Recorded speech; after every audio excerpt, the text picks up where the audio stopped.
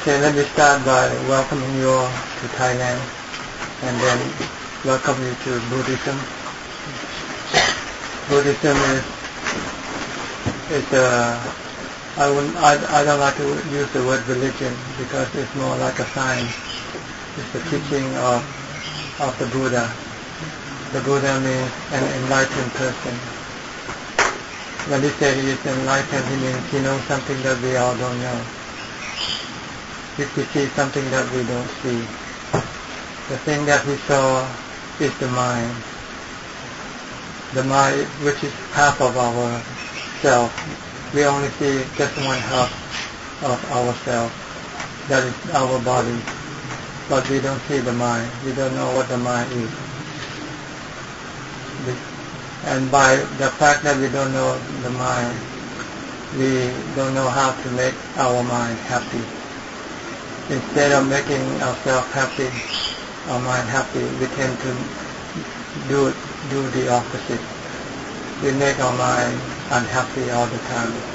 We worry, we have anxiety, we are restless. This is because we don't know how to take care of our mind. Because we don't know that we have a mind to take care of. So we only take care of our body and of our desire, This is where the problem is. We don't know what the mind needs, what makes the mind happy. We need someone like a Buddha to come and tell us. And if we believe in what he says, and can do what he tells us to do, then we will make our mind always happy, always content, not hungry, not have any desire for anything. So this is what Buddhism is. It arises from the enlightenment of a Buddha. Once the Buddha has enlightened himself, then he spread this knowledge to other people. Those people who have heard his teaching and took up what he told them to do eventually became enlightened like him. And then they spread the knowledge further until today. This is how Buddhism has been spread through time, which from the time of the Buddha to the present is about 2,550 years now. This is the age of Buddhism.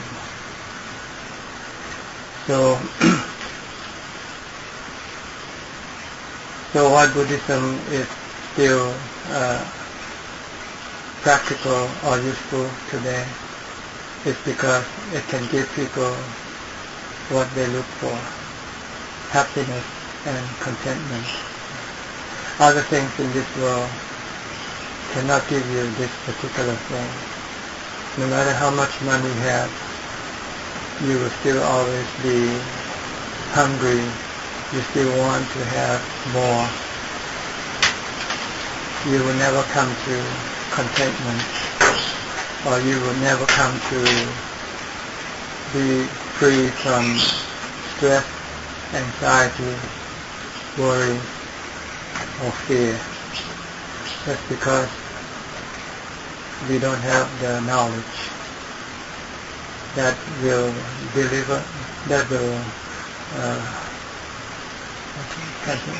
liberate us from this stress and fear, anger, anxiety. So what we have to know is that our existence or our life is composed of two things, the body and the mind. The body is the servant to the mind. The mind is the master. Before the body can do anything, like standing, walking, going here and there, it first have to take command from the mind. The mind has to think first, I want to come to Thailand. Once the mind has initiated that thought, then it will tell the body to start the process of getting ready to come to Thailand, like getting your passport, your visa, getting your money ready. This is all done by the mind. The mind is the one who initiates all of our physical and verbal actions. Our actions can be done three ways. Action that is good, action that is bad, action that is neither good nor bad. Good action will result in feeling of peace and happiness. Bad action will result in feeling of stress, anxiety, worry, agitation, restlessness. And action that neither is good nor bad will not have any result of anxiety or peace or happiness. So these are the three actions that are initiated by the mind. Good action is when you think of doing something good for other people, helping other people. Like you have a friend and you know she has a birthday or he has a birthday today, so you buy him or her a piece of cake. It makes you feel good. It makes the person who receives a piece of cake also feel good. This is good action. Bad action is when you hurt someone. For instance, you might steal a camera from your friend or someone you don't know. When you steal something, it will make you feel bad because you will be worried that you might be caught later on for your action. And the person who lost the camera will also feel bad. This is bad action, resulting in bad feelings. And the action that is neither good nor bad is the action that doesn't hurt or benefit other people. Like when you eat, you sleep, you do anything for yourself. This is considered to be neither good nor bad action. So these are the three actions that constitute what we call karma. Karma means action, and they are actions of the body, of speech, and of the mind. And the most important action is in the mental action, what you think. So the Buddha teaches us to watch our mind, watch our thoughts, and try to steer our mind and thoughts in the right direction, in the good direction. Every time we want to do something good, we can't do it right away, don't wait.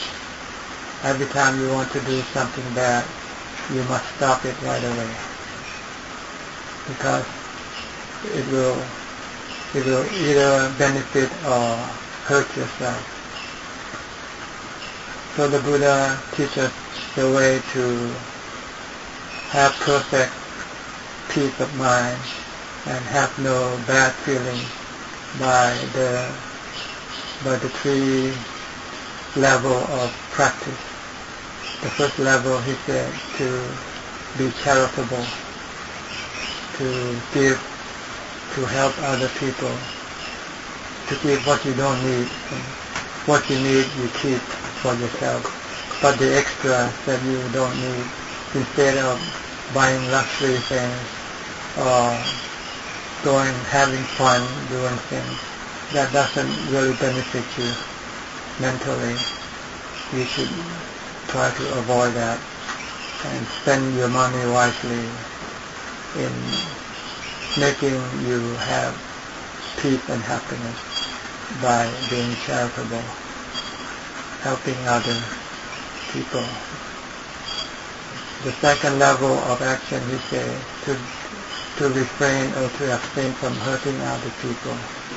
And he gave us the 5 precepts as the guide to abstain from killing other living beings, animal or human beings, to abstain from stealing or taking things that don't belong to us and not given to us, to abstain from sexual misconduct.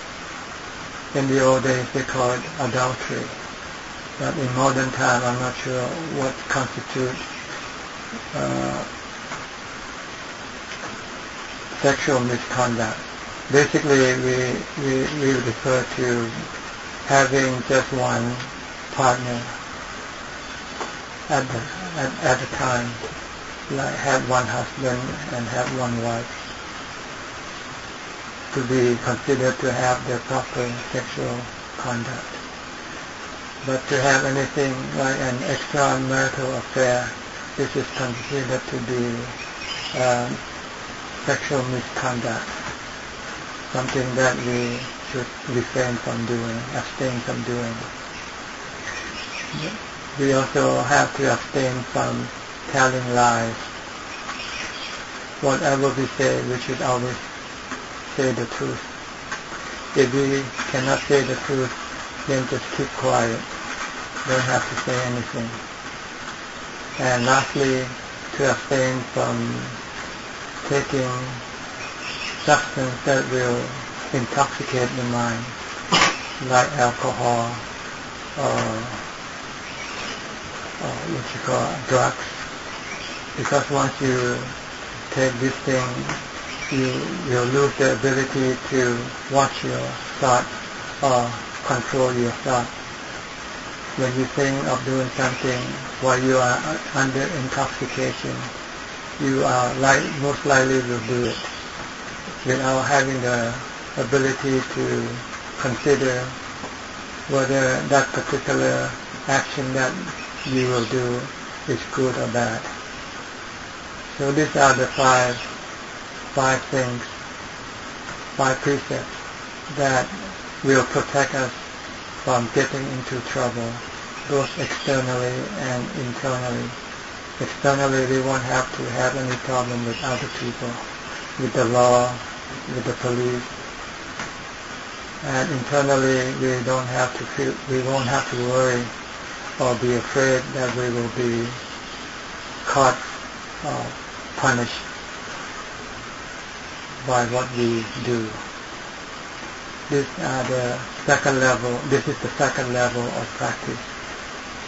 The third level is the practice of mental development, to develop our mind into a higher, better state than what it is now. Right now our mind is still very unstable. We are constantly being bombarded by all kinds of emotions. Someday we feel good, someday we feel bad. Sometimes we get mad, sometimes we are sad, sometimes we are happy. We could never control this emotion. By the practice of mental development, we will be able to bring the mind to a stable condition in which it will eventually be always at peace and happy with itself. This is the practice of mental development, which is being divided into two parts.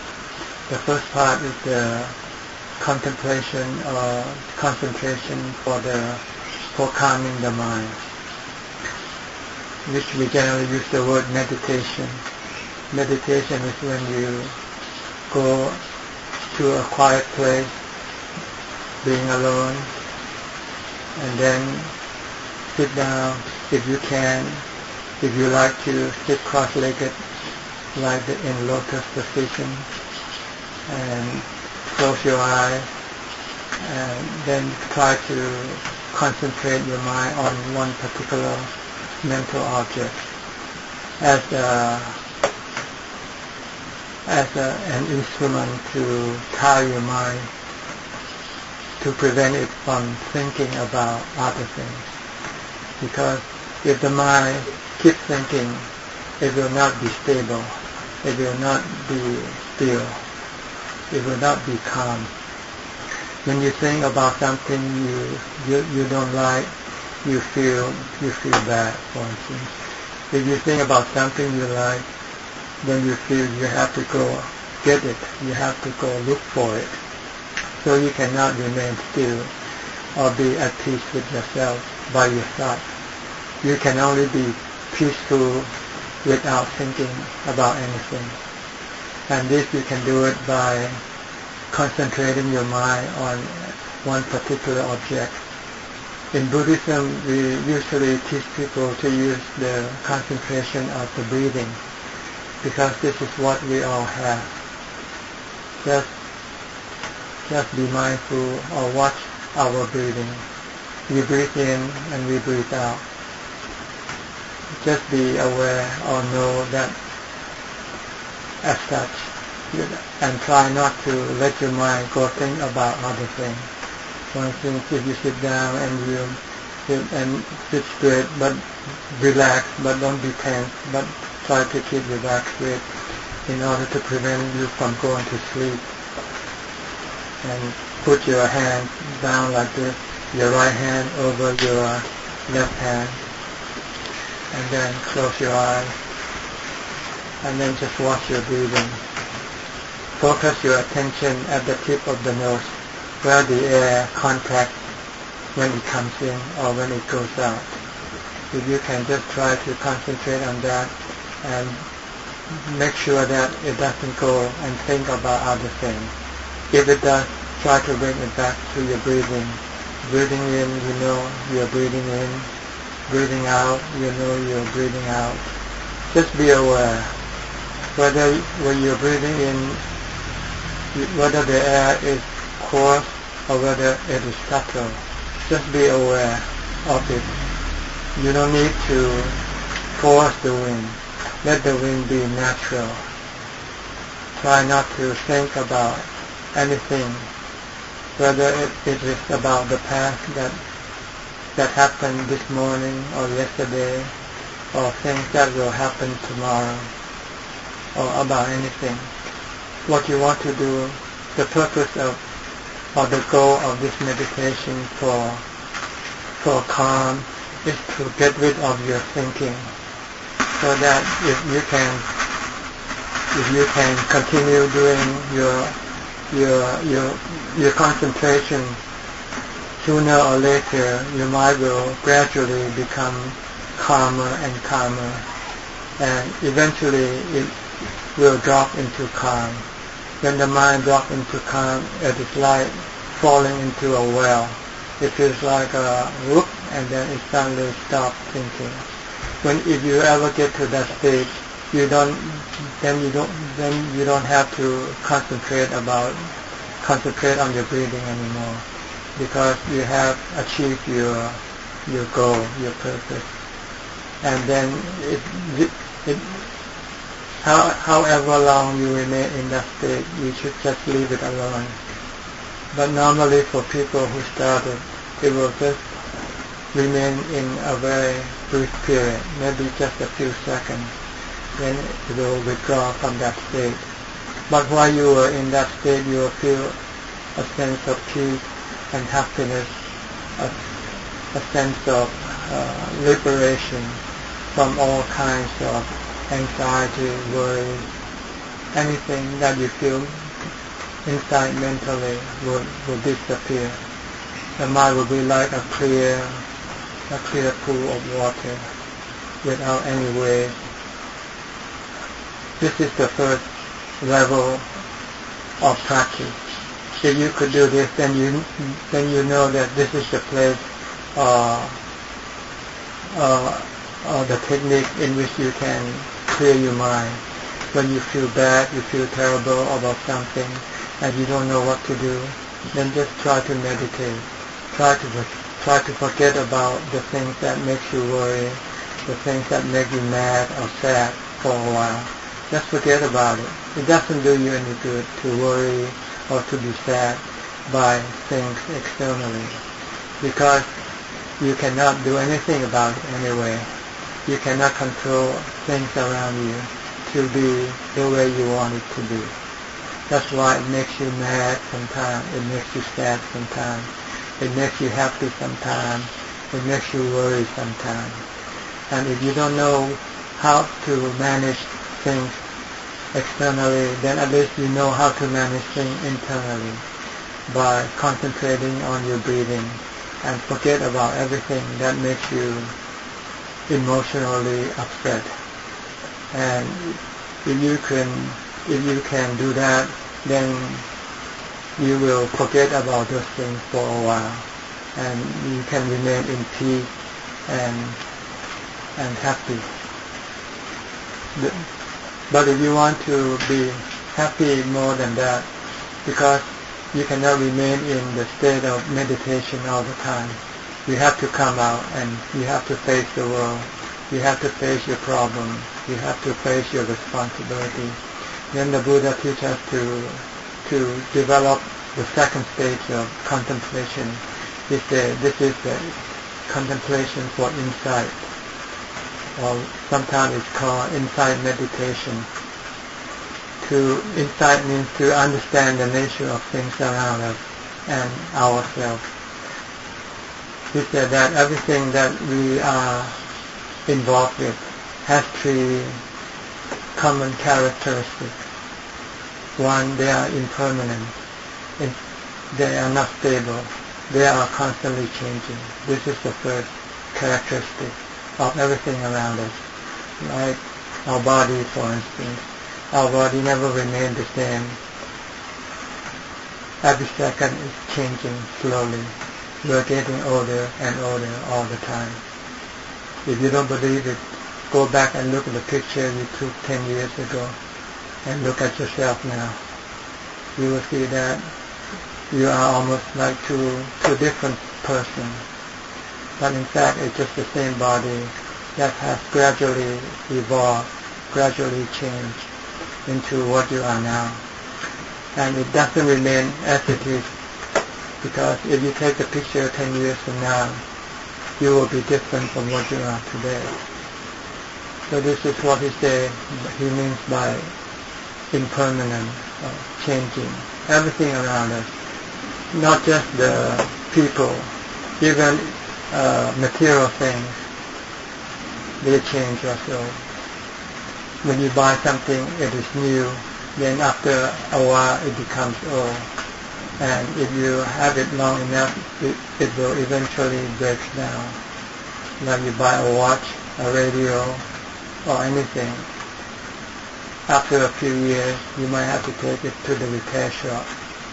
Or eventually, you might not be able to repair it. You will have to throw it away. So this is the first characteristic of everything. We have to be aware of it all the time, if we can, by always teach us, reflecting on it all the time.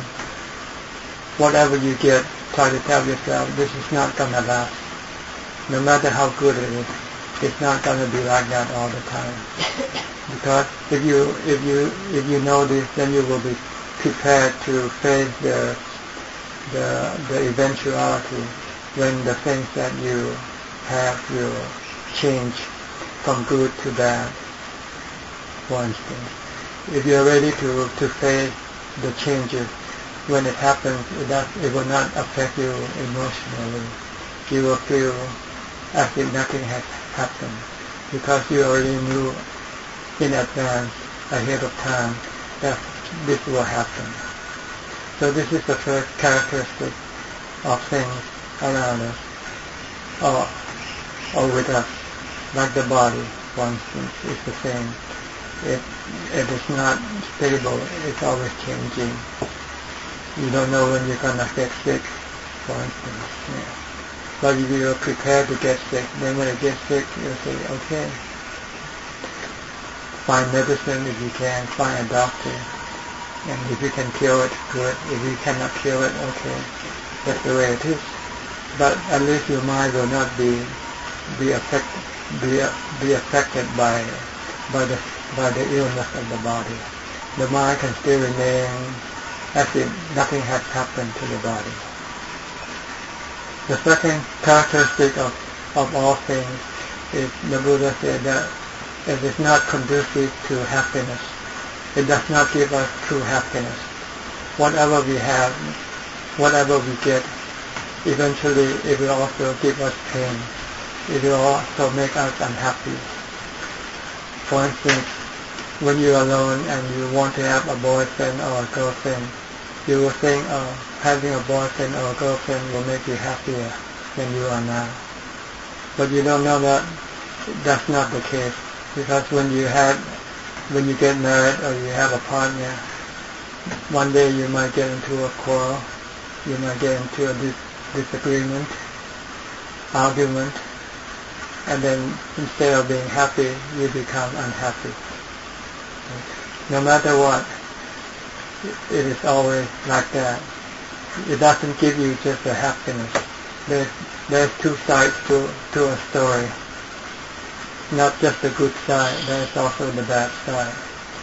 So the Buddha tried to teach us to look at the other side of the story as well. So that if we know ahead of time, we might change our mind. We might say, maybe it's better just to live alone than to live with someone else. If you weigh the cost benefit, then you find that maybe the benefit is not worth the cost. Then maybe it's better just to live alone, to be alone. So this is the nature of things, the characteristic of things. They are not conducive to true happiness. There are always unhappiness that accompany this happiness. And the third characteristic is that everything is not self. There is no self in anything. Everything is inanimate. Like this book here, or this house here, for instance. There's no personality, no person. Or the body, for instance, which we take that this is ourself. The Buddha said, in fact, it's just a composition of the four elements, of liquid, solid, of heat, energy, and of gases. This is all it is made up of, the body. It's built through the food that you eat. And the food just comes from the four elements. There's no self in those things. And when they come into our body, they just feel they're just maybe if I use the word in chemistry, you say they are all chemicals. They are all can't say the word, elements, carbon dioxide, oxygen, hydrogen, so forth, composed make up of this body. There's no self in this body. If you dissect this body up, cut it up into pieces, you won't find a self in this body. It's just the mind, the delusion of the mind that creates this perception that there is a body, there's a self in this body. There is this I am this body is myself. The Buddha said this is a delusion, it's not the truth. The truth is there is no self in anything. And in order to be able to see this truth, you have to meditate until your mind eventually fully rests in peace, in full concentration. When that happens, the mind and the body will temporarily separate. That is, the feeling that there is a body will disappear from the mind. During that time, there is just the mind by itself, the knowing, but there's nothing to know. Right now we know that there is a body, but when you do meditation for calm until your mind fully concentrated, it will then separate from the senses. It will not It will not receive any sound or smell or sight or anything like that from the body. It is temporarily cut off. Then you will see that our existence is composed of two things: the physical part, which is the body, and the mental part, which is the mind. And we will understand that the physical part is impermanent. Eventually this body will break up. It will go back to where it came from. The water will go back to the water. The air will go back to the air. The heat will go back to the heat. And the earth will go back to the earth, the solid part. But the mind will go on. If it still has the desire, it will then go up and take a new birth, come back and be born as a human again, and start all over again. But if the mind is wise and understands that birth is painful, it's better not to take birth, then it will stop from taking birth. But it does not annihilate itself, because the mind is not born or does not die. It doesn't rise or cease. It's one of the basic elements of the universe. In this entire universe, everything are made up of the 6 basic elements. The 4 I just mentioned to you about: solid, liquid, energy or heat, and gas. The 5th element is the space element, and the 6th element is the mind or the consciousness. The human body, human existence or animal existence is composed of these 6 elements. We have the solid, liquid, the heat, and the gases, plus the mind, and the space that we cover, that this body covers. So this is the 6 basic elements. But with this, the other thing, there's only just the 4 or 5 elements without the mind. So the problem is in the mind, the delusion in the mind, that it doesn't see these 3 characteristics of things. When it doesn't see, then it starts to cling, to become attached to whatever things that it comes into contact with. Whatever you have, you will cling and you will want it to last, to stay with you forever. But nothing lasts forever. And when it changes or leaves you or change, then you become unhappy. You are afflicted with sorrow and unhappiness. Or even before it happens, you are already worried. You're worried whether this will last or not. So the Buddha teaches us to see these 3 characteristics. Once we see and we can let go of our attachment, then whatever happens to anything, it will not cause any pain in our mind. Our mind will always be at ease, at peace with everything, regardless of what happens. So this is the goal of Buddhism, is to train, to teach the mind to let go of everything, not to cling to anything, to know that nothing lasts forever, to know that they are not really good for us, they don't make us really happy, to know that they are not ourselves, they don't belong to us, they are not us. There is no self. Self is just a delusion created by the mind, by the delusion of the mind. So when we can understand this and we can let go of everything, we will be able to live in peace, no matter what happens or what will happen. We already know and we are already let go. We don't care what happens. we can live without them. But we have to practice these 3 levels of practice. Mainly the first level is to be charitable. Don't keep what you don't need. Keep only what you need for your existence, like the four basic requisites of life: food, shelter, clothing, and medicine. Anything more than that is considered unnecessary. The more you have, the more problems you will, the more worries and mental stress you will have. So it's better to live simple, to have as little as possible, instead of looking for happiness by acquiring money, acquiring material things. You should look for happiness by giving up money, giving up things, because you'll get the true happiness. Happiness without any anxiety or stress. And you also must practice the second level.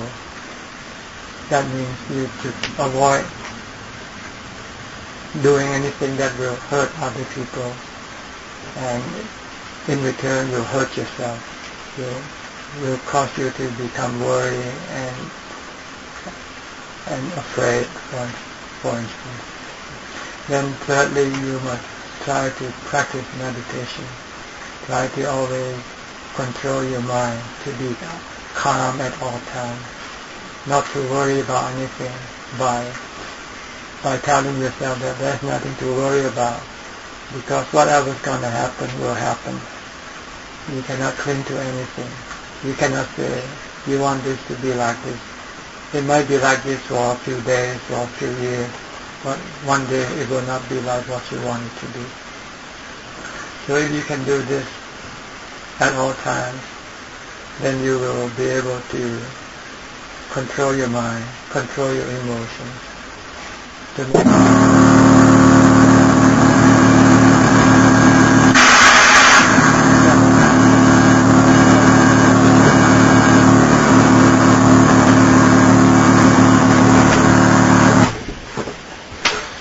See, that's a demonstration of impermanence.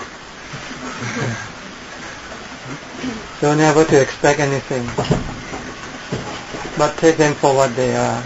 Take them.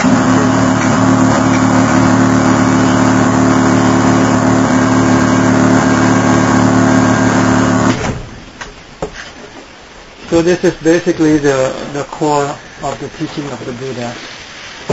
And if you have any questions that you like to ask, you are welcome to do so. Okay. For how long can you stay in the period of unconsciousness when you meditate, because you're already trained? You said that we as beginners can only stay for a few seconds in this unconsciousness. Well, you might have heard of some yogi, some meditator who could remain in meditation for days, 7 days at a time maybe, sometimes, without having to getting out of that sitting position. But it takes years of practice before you can be able to do that. But that's not the goal of Buddhism. The Buddhism teaches we don't have to remain in that state all the time.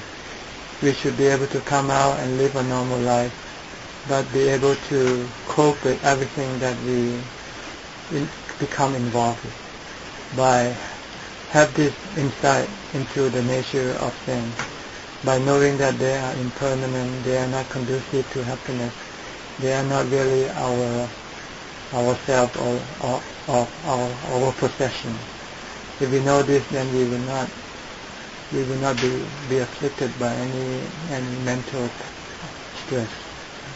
This is more important than sitting in jhana, in mental absorption.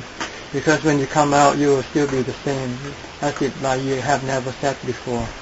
When you see things you don't like, you will become emotionally unstable again. Because the only thing that will make you emotionally stable is this knowledge of the three characteristics of things, which you must always have it right next to you all the time. The problem is we tend to forget it. See? As soon as you see something, you forget that it is impermanent. You see something you like, you say, oh, I want to have that already. So this is why you have to come and try to see if you can be quicker than your desire. When you want something, can you say, oh no, this is not good for me. If you can do this, that means you have insight. But you say, I still want to have this, I still want to become that, I still want to go to that place. That means you're still deluded. You still don't have the insight or the wisdom. So this is something you have to do all the time. But you have to, after you contemplate on this thing for a while, your mind will get tired. So you want to rest. This is when you will sit in meditation again, concentrating on your breathing to stop your thinking, to recharge your strength, recharge your mental strength. And after you have rested, then you can, when you come out of your meditation, you will feel refreshed, feel strong. Then you will be able to contemplate again on these three characteristics until eventually it becomes your second nature. Once it becomes a second nature, then you will not have to contemplate anymore. Because as soon as you wanted something, you will know, I cannot have it. It's not good for me. Then you will be enlightened. This is considered to be enlightened. When you no longer need or want anything, you can live by yourself, be alone, and be happy. All you need is just food to eat, just to take care of the body. That's all. Other things you don't really need, because you have something better inside yourself. Calm, peace of mind that arises from this insight, by this letting go or detachment from everything. If you can truly detach from everything, you will feel a sense of liberation. You are no longer affected by whatever happens. Anything can happen, and it doesn't emotionally involve. You are not emotionally involved with them. But you still know, you still catch up with things going on. But you just say, well, that's the way it is.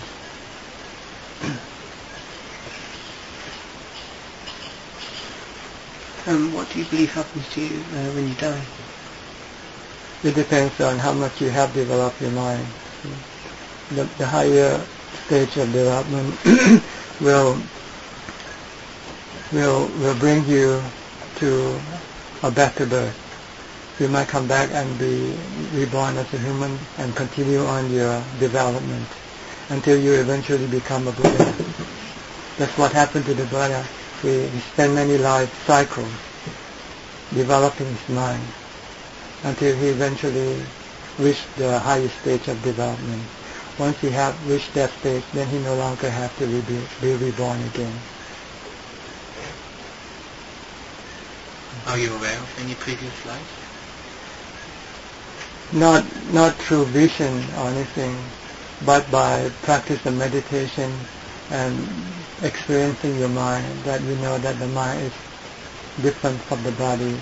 From that you can induce that your mind must have had previous life before, because the mind does not die with the body. But I could not say what I was in my previous life, like I was a dog or a cat or a human being or anything like that. But there are people who can do this, who can achieve this ability. But it's not the main goal of Buddhism. The main goal of Buddhism is to achieve this insight into the three characteristics of existence, and to be able to detach the mind from everything. That's the main goal of Buddhism. But there are other byproducts from meditation. Some people might be able to gain what we call the sixth sense, the ability to read other people's minds, for instance.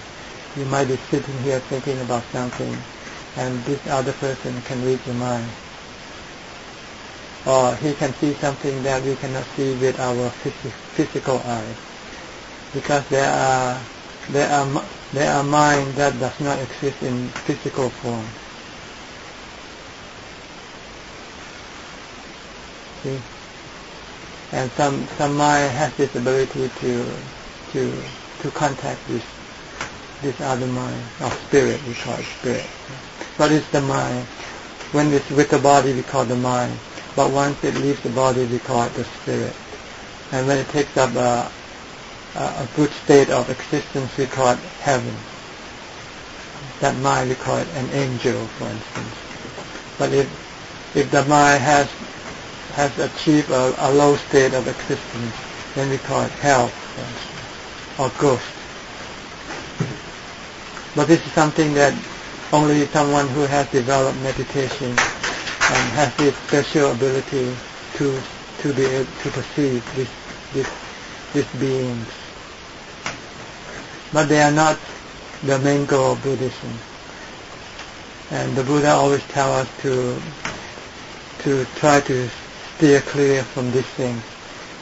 I mean, if we happen to have it, okay, but don't think that this is the purpose of our practice. The purpose of our practice is to rid ourselves of all kinds of attachment to everything, so that we will not be affected by any worries or anxiety, by any sadness or happiness. The mind will always remain peace, calm, and content, which is another kind of happiness. It's not the happiness that arises from what we see or from what we hear or from what we get. It's a better kind of happiness, because it is free of any sadness. There's no sadness attached to this kind of happiness. Not like the happiness that we have.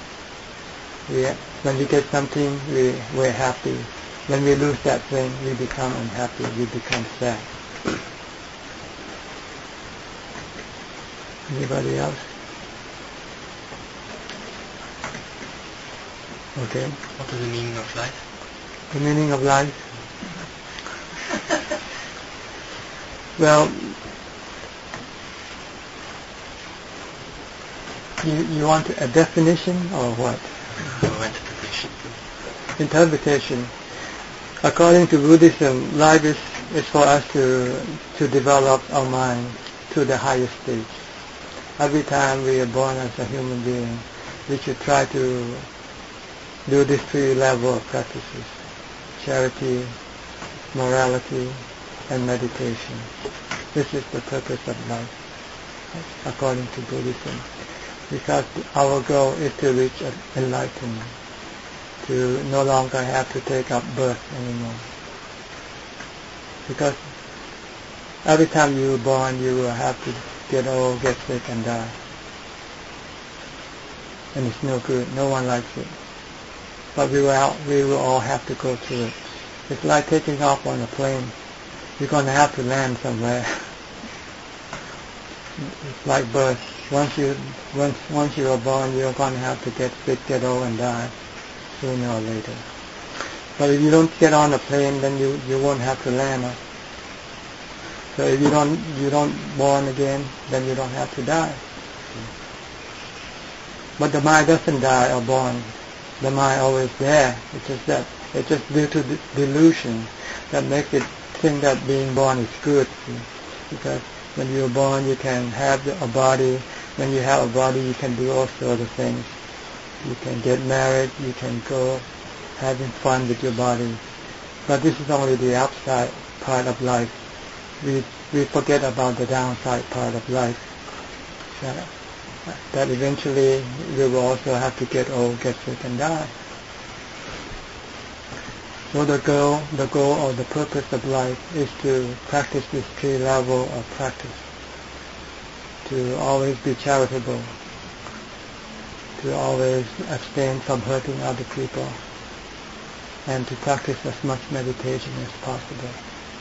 Instead of spending time watching the television, spend time in meditation instead. For instance, if you have 2 hours of time, you don't know what to do, then say, okay, sit in meditation, try to concentrate on your breathing for as long as possible. And once you could no longer sit and you feel you have to get up, then try to do walking meditation. Try to find a space where you can walk for maybe 10 to 20 steps. Walk back and forth. And while you walk, try to contemplate on impermanence. Try to say that things are impermanent. Everything is impermanent. My body is impermanent. One day I will get older. I will get sick. I will die. I will have to leave everything behind me. For instance. Just keep telling yourself this, teaching yourself like this all the time. It will slowly sink into your consciousness. And at first it will just be very, very ineffective, because when you see something you will forget right away. When you see something you like, you will say, I should have this, I should have that. But if you have more time to contemplate and this thing sink deeper into your consciousness, eventually it will have the ability to stop you from attaching yourself to things, depending other things to make you happy. You will say it's better just to be happy by doing meditation and letting go of things. Okay. This might sound a little bit contradiction to what you are doing right now, because you are studying. But studying is good because you also need to have an occupation. You have to maintain life. You have to look after your body. But once you have done that, don't forget your main goal. Your main work is to develop your mind toward enlightenment. But right now, you must first take care of your body, so that your body can be the tool, the instrument for your enlightenment. So first you have to go to school to graduate, then to get a job, so you can have the money to look after your body. But once you have that, then don't spend your money on other things, because it's useless. It does not move you any closer to enlightenment. Only when you give your money away to charity, will make you closer to enlightenment. And it will make you become kinder and nicer to other people. Because when you are less greedy, when you're not greedy, you tend to be nicer. But when you're greedy, you tend to forget about other people. You don't care about other people. You want to do what you want. You want to get what you want. And you will even hurt other people if they should obstruct what you want. But if you are charitable, then you will think of the welfare of other people, the feeling of other people. So whatever you do, you will tend to be kind and helpful. This will also make you want to do more meditation, because your mind becomes calmer by these two actions of charity and abstaining from hurting other people. It makes your mind become calmer, and you can see the benefit of a calm mind.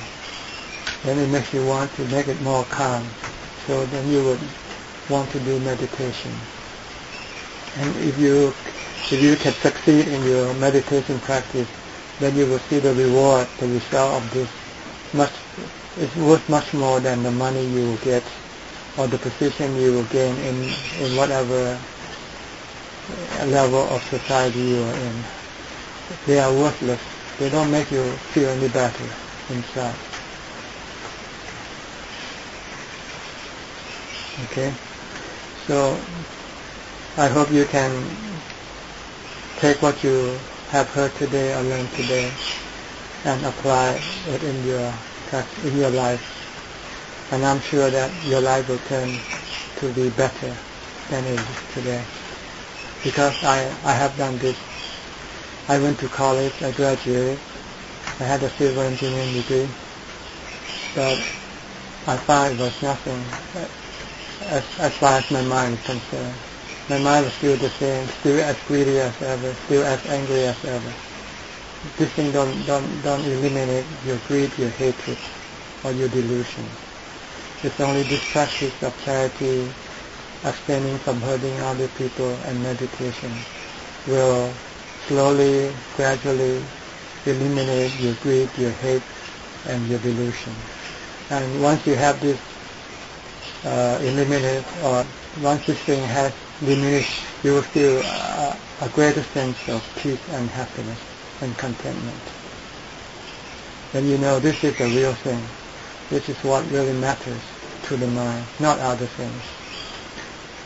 That's why people have to work so hard and make so much money, and they still don't feel that they have found what they're looking for. Because money or fame does not satisfy the mind.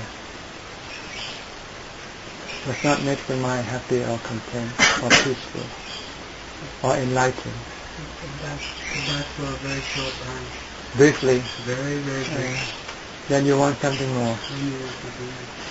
Next, maybe, Venerable, could you please explain, because the definition in English, happiness and sukh in Thai, and sattha. So sometimes, like the happiness in English is the sensual happiness in the five senses. Yes. Like through the eyes, the ears, and the yes. I happen to have this book in English, which are talks I give to Thai lay people, and it's translated into English. And the title of this book, I call it "The Sensual Pleasures Are Painful." The happiness that we gain from our senses are painful. Just like I said early on, you're happy when you get what you want, but when you lose what you have, you feel unhappy. So this is the book that I will give you one of you each. Okay, there's about 30 books in there. Could you pass them on?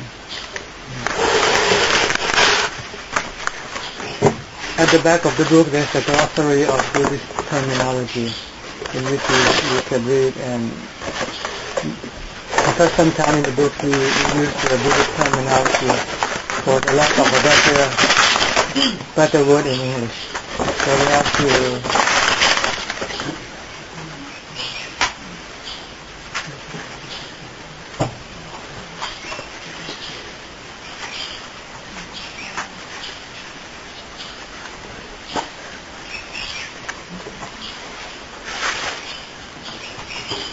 if it's not enough, I have some more at my hut. I can get some more here.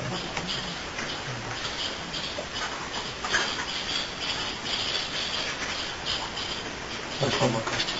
I define action by bad action, good action, and neither good nor bad action. and neutral action. Yes. What do we do with fear? We have a lot of actions which have results. Fear is arise out of delusion, which is a bad mental action. Delusion. And how do you overcome certain fear? By teaching self the truth. The truth, like I just mentioned, the three characteristics.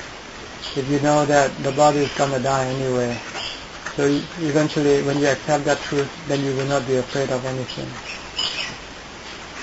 See, right now we are afraid because we want to live forever. We don't want to die. We cannot accept death. We don't see it as truth. But once we see that it's truth, like the rising of the sun or the setting of the sun, once we accept that, then regardless of what happened to the sun, it doesn't bother us. So we have to teach us constantly all the time, telling us that one day you're going to die. You're going to die, you're going to die. You can use that as a mental meditation object as well, because it will make your mind calm and peaceful when it accepts the truth. Okay. That's why we monks have to live in the forest, because we first contemplate on death all the time until we think that we can accept it. Then the next step is to go into the wild and to face some of the life-threatening situations. And when it happens, we will know whether we really let go of our attachment to the body or not. If we have truly let go, then it doesn't affect us anymore, whatever happened to the body. It's better to live without fear than to live with fear for 100 years. Because fear is very damaging to the mind. And you can get rid of fear by accepting the truth. And you can only do this through the practice of meditation. Because you need a calm mind to reflect on this thing. If your mind is not calm, you will tend to you will feel avert. You have an aversion to think about this thing, because the delusion has a protective mechanism. It prevents you from reflecting on death. This is a mental mechanism. The delusion will always try to protect its own power. It wants you to be deluded all the time, so you will always be afraid all the time. But the truth will liberate you from this delusion. And the only way to liberate is first you must calm your mind first. That's why I mentioned the first level of meditation. You first try to just concentrate on the breathing to calm your mind. Once your mind has achieved a certain level of calmness, you can then contemplate on insight, on the fact that you're going to die, for instance. And your mind will have no aversion for it. But you might be able to do this for a while. Then after a while, that calmness disappears. Then the delusion will come back, and then you will feel a feeling of aversion. Then you stop thinking about it. Then you come back and do more meditation for calm your mind more. And then you go back again and contemplate on impermanence again. Just going back and forth like this. Then eventually this truth will slowly sink in, and you'll find that accepting it is more beneficial than refusing it, than denying it. Denial will always cause you to be afraid. But once you have accepted it, you will never be afraid anymore. That's all it is. The problem is in your mind. You don't change the external thing. Whether you think about death or not, you're going to die anyway. Right? But by thinking about it and accepting it, you get rid of your fear. But if you don't think about it, you deny it, then you will always be afraid all the time. So does that come to any fear, or is it only the fear of death? Every kind of fear, all kinds of fear. You can overcome every kind of fear. Because they all come down to death, eventually. Do you appreciate beauty? So say, for example, that you live in the wild, if you see a really nice flower, for example, even though it's just an object, do you look at it as something that could be beautiful, or do you think of it differently? Because you think of the two sides of the flower. You see the upside and you also see the downside. You see when it wilted and turn into, I can't think of the English word. It doesn't remain like that all the time. It perishes. Yeah, it perishes. Everything. Right now you are young and you look handsome and beautiful, but 40 years from now you'll be just like an old lady next to in the corner there. So you have to see both sides of the story at the same time in order to have insight. Do you appreciate the things when they're... I appreciate, but I'm not attached to them. I appreciate old age, I appreciate young. They are part of life. I don't deny, or I don't we tend to have this emotionally thing toward the beautiful we are attracted. and the ugly thing we tend to be repulsed by them. But when you see things truly with insight, then you are neither attracted nor repulsed by what you see. You see they are the two sides of the same coin. We only want to see just about the half of the coin. We don't want to see the other side. So when the other side flip over, you cannot accept it. But you think about it all the time. When whatever happens, then you can accept them. The problem is we don't want to think. We have this perception that by thinking about this thing, this bad thing, we are pessimistic, we are negative. In fact, we are not. We are like scientists. Scientists have to study everything, right? Scientists don't only study just half the thing. The scientists have to study everything to get to the truth of the thing. We have to learn about everything that will happen to that thing. What about ego?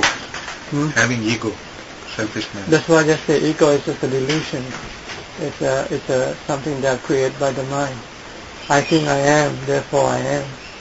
It's a thought. That's all. And we are deeply attached to that particular view or concept of a self. But when you do meditation and when the mind stops thinking, then this I myself also disappears, because this I of myself is always created by our thoughts. When there is no thought, then there is no I. There is just the consciousness, the mind by itself. This is only, you can only imagine right now. You have to do it to really see it. You have to get to that point, that stage in which the mind has totally stopped thinking. When it does, you'll feel a different kind of experience inside your mind.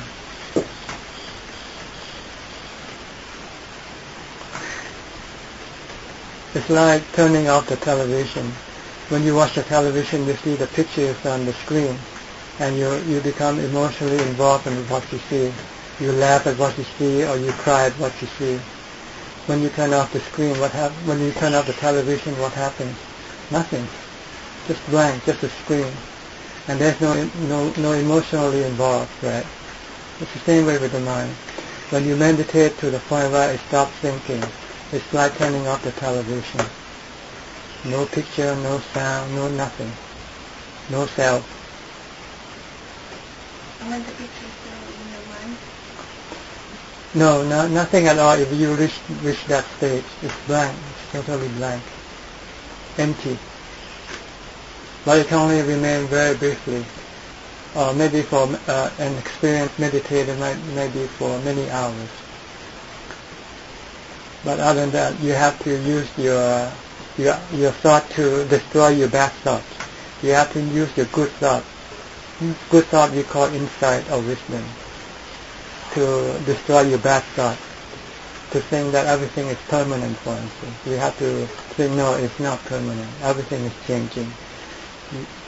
The mind wants to think that this thing is good, will give you happiness. Then we must say, no, it doesn't. There is always unhappiness accompanying this happiness. So you can destroy your old thought. It's like reprogramming your mind. Your computer has been programmed to think that this is I myself. So you now try to reprogram your computer to say, no, this is not I, this is not myself. I'm just a computer. So suggestion is not actually question, ignoring suggestion until another picture appears in your mind, and you do that constantly.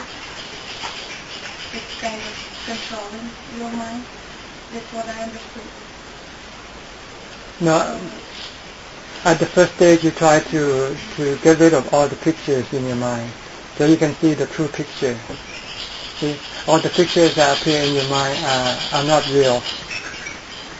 They are created by your delusion, by your imagination. So you want to get rid of this, so you can see the basic, the true picture of life. When you get to that point, you'll see that there is just the mind and the body, and the body is just a physical part. Instrument. Yes, instrument. And your mind is just the consciousness, or the one that knows and thinks. That's all. Once you know that, then you try to teach your mind when it comes out from that from that stage. Because when you come out from that stage, your thinking start to take over, and it will start to think like what you used to think before. But now you know that you must not think like that. You must reverse the process.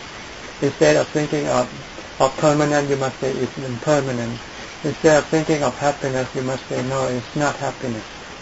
Instead of thinking of this is I, myself, or mine, you say no, this is not mine, not myself. It's a reprogramming of the mind.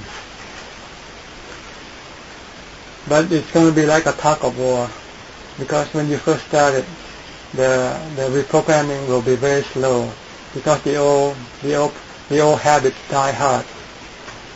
You tend to still think like what you used to think, and you must really force yourself to think the other way. It could be even painful. Very painful, because it's like giving up drugs or giving anything that you are attached to.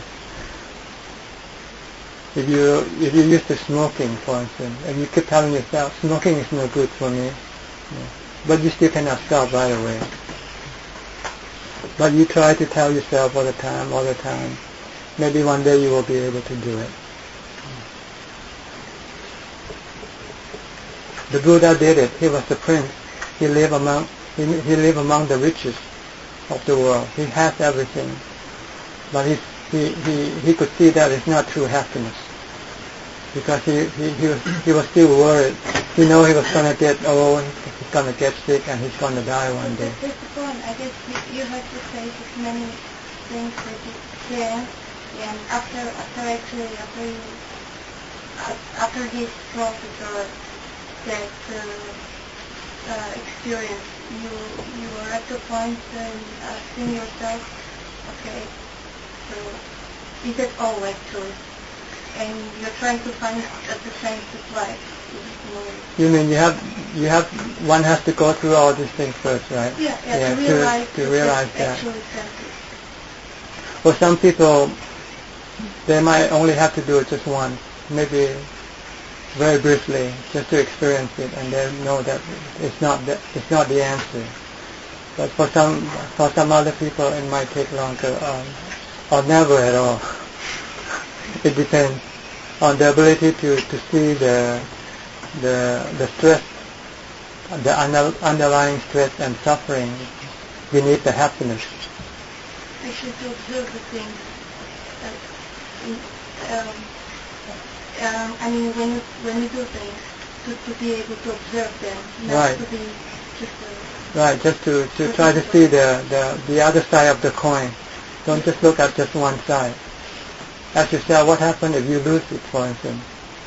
Like you want to buy a new phone, for instance, and you have it for a week and then you lose it. How would you feel?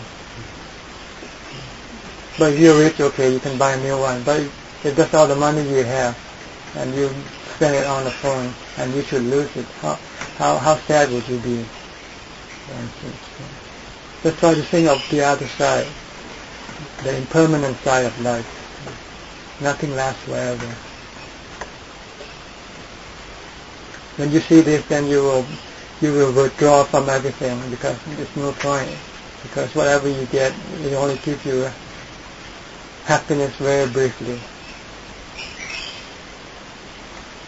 short period of time. Yes, short. And then at the same time, it also gives you the responsibility, the worries, the anxiety of having to taking care of it, for instance.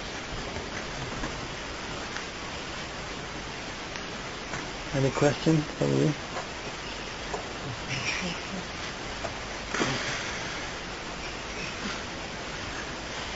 May I ask how old you are? Well, I'll let you make a guess first. I'll tell you later. I would guess very young. 50. 50? 59. I'll be 60 in November.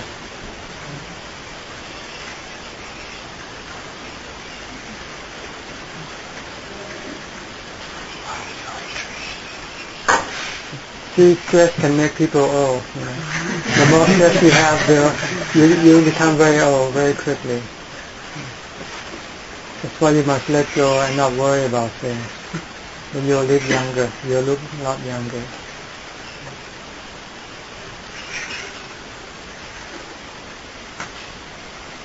Well, I hope you read the book, and I think there's something that you can learn from it. And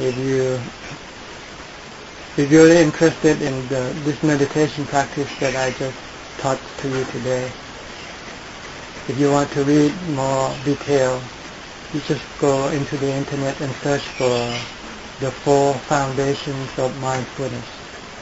Just key in the word 4 foundations of mindfulness. This is the sutta or the discourse given by the Buddha to the monks on how to develop the mind. It is translated into English, so you can just use the keyword 4 foundations of mindfulness, and it will teach you how to do meditation, both the meditation for calm and meditation for insight. And he also predicts that whoever practices according to what he said in that discourse, he can achieve results in either 7 days at the earliest or 7 years at the latest. He promised you that. So it's not impossible to do it, but you would have to devote your time like going to school. You cannot almost, because it's like a course. It's like a course of study and practice at the same time. There are people who, after read this discourse, and decide to become a monk. Because when you become a monk, you have all the time to practice according to what the Buddha teaches. There are many Westerners who come to Thailand and become monks. There are monasteries in which the whole monastery is composed of Westerners.